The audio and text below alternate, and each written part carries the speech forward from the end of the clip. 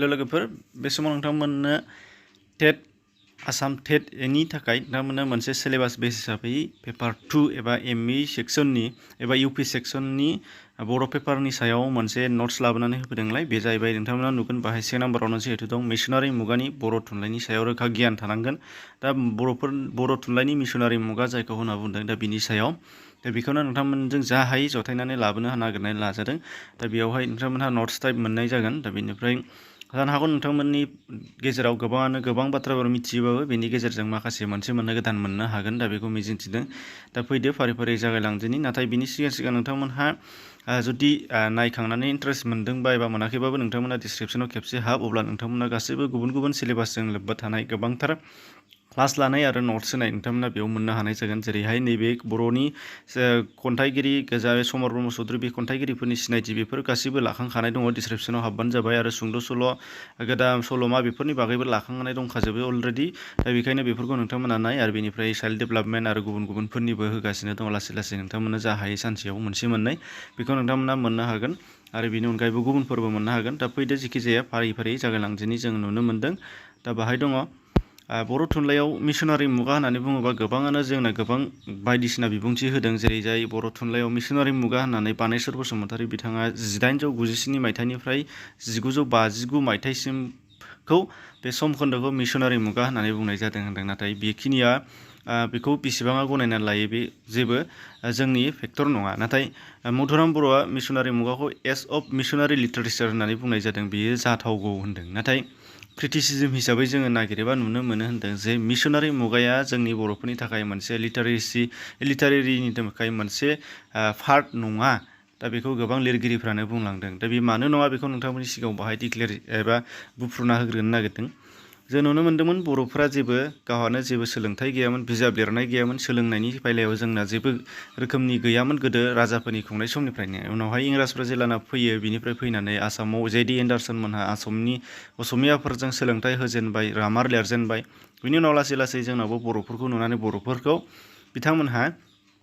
जोंनि भारताव फैनानै जेरै आसामावबो खृष्टियान धोरोम फोसावफैबाय दा खृष्टियान धोरोम फोसावनायाव खृष्टियान धोरोमनि गुबुन गुबुन खोथाफोरखौ फरायनानै बुजिनांगोन बुजिनानै रोंनानैसो जोङो धोरोमखौ सोना होनो हागोन जोंनो दा बेनि थाखाय बिथांमोनहा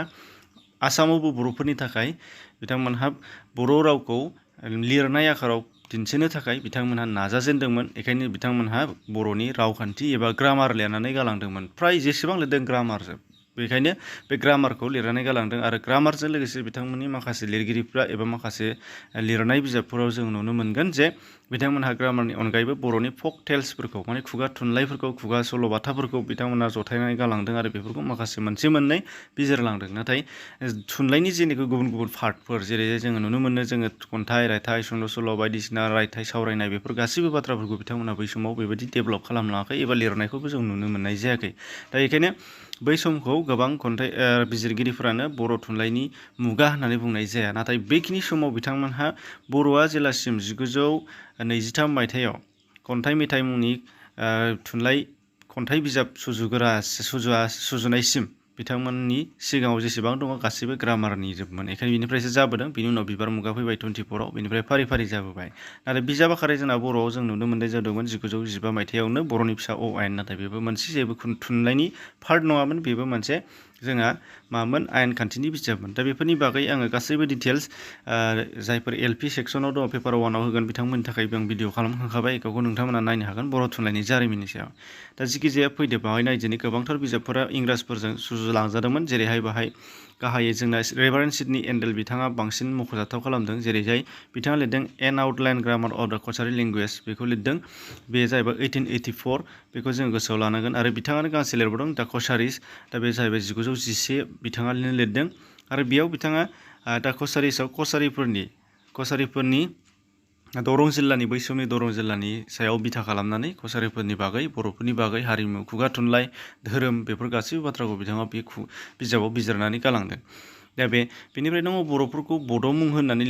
लिरजेननानै गालांनायानोबो जाहैबाय बिथाङा जाहैबाय B.H. हडसन साहाब एबा बेखौ गोबाङानो फुल फर्मखौ मिथिया बिनि मुंखौ माने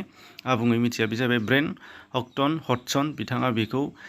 बुंजेनदों बर'फोरखौ माबा मोनसे टाइटेल होनानै बिजिरनो थाखाय बिथांमोना बर' होननानै गोबां आर्टिकेलफोराव लिरलांजेनदों होनना आरो गावनि गुबुन गुबुन बिजाबफ्रावबो बिथाङा लिरदों बेनिफ्रायनो बर'फोरखौ बड' होननानै मिथिनो मोननाय जादों होनदों बेनिफ्राय दङ बर'नि बैसागु मेथाइ एबा जोंनि मेथाइ खननायाव बैसागु मेथाइफोरखौ थाफानानै रेभारेन्ड सिडनी एन्डेलआ बर'फोरजों थाफानानै मोसायोमोन हाबा मावफायोमोन बेखायनो बिथांखौ बर'निफ्राय गामि बोराइ होननानै बुंनाय जायोमोन होनदों बेखायनो दा बिथाङाबो बर' मेथाइफोरखौ नायनानै बिथाङा जिंगल जांगल होननानै बर'फोरनि बैसागु मेथाइआव खननायखौ बैसागु मोसानायाव मेथाइ खननायखौ बुंलांदों होनदों बेनिफ्राय बिजाबफोरनि बेलायाव दंबावो जों नुनो मोननाय जागोन जेरै ए शर्ट ग्रामार अफ द मेथ्स अर बर' लेंगुवेज बेखौ लिरदोंमोन रेभारेन्ड L.O. स्क्रिप्सरुड बिथाङा 1889आव लिरदों बे बिजाबखौ ए शर्ट ग्रामार अफ द मेथ्स अर बर' लेंगुवेज 1889 रेभारेन्ड L.O. स्क्रिप्सरुड बेनिफ्राय डिमासा भकेबुलारि लिरदों बेखौ J.D. एन्डारसनानो लिरदों बे जाहैबाय नोंथांमोनहा नुगोन 1895 मायथाइयाव बेखौ लिरनाय जादों जाय J.D. एन्डारसननि फुल फर्मआ जाहैबाय नोंथांमोनहा नुगोन जेम्स ड्रामन्ड एन्डारसन बिथाङा बेखौ लिरनाय जादों बेनिफ्राय ग्रामार एन्ड डिक्सनारि अफ द कचारी लेंगुवेज बेखौ 1904आव लिरदों ए क्रिस्टियानसेन बिथाङा ग्रामार एन्ड डिक्सनारि अफ द कचारी लेंगुवेज दा बेफोरखौ नोंथांमोना स्क्रिनशट खालामनाबो लानो हागोन बेनिफ्राय दङ उनावहाय नुगोन बर' भाषा संग्रह दा मिसनारि एस होननानै बुंनाय लोगो लोगो मिसनारिफोरनि समावहाय मा सोरबा गुबुन गुबुन आसामनि लिरगिरियानो जाया मानो बर'आनो जाया मानो दा बेखौ नोंथांमोननो बाहाय सरजाबफानाय जादों बाहाय दङ बर' भाषा संग्रह 1932आव बेखौ कैलाश चन्द्र चौधुरी बिथाङा लिरदोंमोन बर' जाति आरो भाषा बेखौ लिरदों 1937आव बेखौ प्रदत चन्द्र ब्रह्म एक्सुवेलि बियो प्रदेत नङामोन प्रमद चन्द्र ब्रह्म जानांगौ नोंथांमोनहा गुबुन गुबुन दाथायाव नुनो मोन्दों बेबायदि प्रदेत जादों ओंखायनो नोंथांमोननो बेखौ दिन्थिनाय जादों प्रमद चन्द्र ब्रह्म होनांगोन बेयो बेनिफ्राय दङ बर' भाषा 1937 बेखौ लिरदों बंकिम चन्द्र गसाइ बिथाङा बेनिफ्राय तिपारि आरो बर' भाषा बेखौ लिरदों 1937 मायथाइयाव प्रमद चन्द्र ब्रह्म बिथाङानो बेनिफ्राय कछारी मातृ भाषा बेखौ लिरदों 1951 मायथाइयाव B.N. बिस्मित बिथाङा आरो बिथांनियानो एखेबाव दंबावो कछारी भाषा संग्रह बेखौबो 1954 मायथाइयाव बिथाङा B.N. बिस्मित बिथाङा लिरदों आरो राव फेहेरनायनि लामायाव 1956 मायथाइयाव समर ब्रह्म चौधुरीया मोनसे आर्टिकेल लिरनानै गालांदों होनदों बे जाहैबाय राव फेहेरनायनि लामायाव आर्टिकेलनि मुङानो बे जाहैबाय आर्टिकेलसो बेनिफ्राय दङ रेभारेन्ड एस हलबार्सुड बिथाङा बर' ग्रामार 1959 मायथाइयाव लिरनानै गालांदों बेनिफ्राय गिबिसिन 1969 मायथाइयाव गिबि रावखान्थि हिसाबै जोंनि बर'नि लिरगिरि रावखान्थि लिरगिरि कमल कुमार ब्रह्म बिथाङा लिरना गालांदों बेखौबो जोङो मिथिनांगोन दानिया दङ दा कछारी हिसाबै जोङो 1911 मायथाइयाव रेभारेन्ड सिडनी एन्डेलनिफ्राय मोनदोंमोन दा बेयाव बिथाङा बर'फोरनि सल'बाथाफोरखौ J.D. एन्डारसन लिरनानै गालांनाय ए कालेक्शन अफ द कछारी folk tales and rhymesनिफ्राय माखासे सल'फोर दैखांदों बेखौ सोंनो हागौ बे जाहैबाय गासै 6था सल'खौ दैखांदों आब्रानि खौरां सेसा आरो मोख्रानि खौरां सासे फालांगि गथ'नि खौरां आरो दैमा दैसानि खौरां सासे अलसिया गथ'नि खौरां बामोन आरो बिनि साखरनि खौरां बेफोरखौ लिरनानै गालांदों बेनिफ्राय दङ folk song of the Bodos बेखौ महिनी महन ब्रह्मआ लिरदों 1960 मायथाइयाव बे बिजाबखौ सोफानाय जादों बेयो जोबोद इम्पर्टेन्ट बेनिफ्राय जोङो बुंबाय थादोंमोन J.D. एन्डारसनआ 1895 मायथाइयाव कालेक्शन अफ द Kachari folk tales and rhymes बे बिजाबखौ लिरदोंमोन जों नुनो मोननाय जादोंमोन दा बेवहाय गासै 19था सल'बाथाफोरखौ सरजाबनानै लिरनाय जादों बर'फोरनि गासैखौबो बर' रावजोंबो लिरनानै गालांदों बिथांमोना स्क्रिप्टआ रमानजों लिरदों नाथाय बाथ्राया बर'जोंनो लिरनाय रावा बर'आनो आरो इंलिसावबो बेखौ ट्रेन्सलेट खालामनानै लिरनानै गालांखादों दा कछारिसावबो बेखौनो बेबायदिनो लिरनानै गालांदों कपिबो दङ नोंथांमोना आंनाव दं दा जिखि जाया नागिरनानै मोनगोन J.D. एन्डारसननि बे बिजाबखौबो मोनो अनलाइनबो मोननो हागोन नोंथांमोनहा नायनो गोसोबा दानिया फैदो दा J.D. एन्डारसननि बे 19था सल'फोरनि गेजेराव मा दङ नायदिनि दा बाहाय दङ दहायनो बुंखानाय बादियै जोंना दा कछारिसाव बिथांनि सल'खौनो 6था सरजाबफादों दा बेजों बाहाय थाफाजोबबावगोन बेफोरो जेरै दैमा दैसानि खौरां सासे अलसिया गथ'नि खौरां बामुन आरो बिनि साखरनि खौरां रावना रावनिनि खौरां आब्रानि खौरां मोख्रा आरो सेसानि खौरां सासे फालांगिनि खौरां गथ' मामरानि खौरां बेनिफ्राय दङ मै आरो दाउखा दन्दानि खौरां, बोराय सासेनि खौरां, खुसुं आरो मोख्रानि खौरां, खाना खुजानि खौरां, सासे आब्रा बोरायनि खौरां, बिदा बिनानावनि खौरां, एम्बु बंलानि खौरां, सासेनि आब्रानि खौरां, बोराय बुरैनि खौरां, बेफोर गासै 19था सल'बाथाफोरखौ जेडि एन्डारसना गावनि ए कालेक्शन अफ कसारी फक टेल्स एन्ड राइम्सआव लिरनानै गालांदों। दा बेफोरो जोंनि थाखाय जोबोद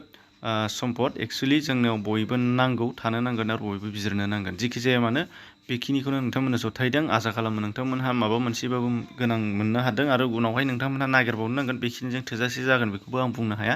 दा जेखि जाया मानो सिलेबास बेस हिसाबै एन्डारसन जोंना मिशनारि एज होननानै बुङोबा बेफोरनो गासैबो गोलैजोबगोन। दा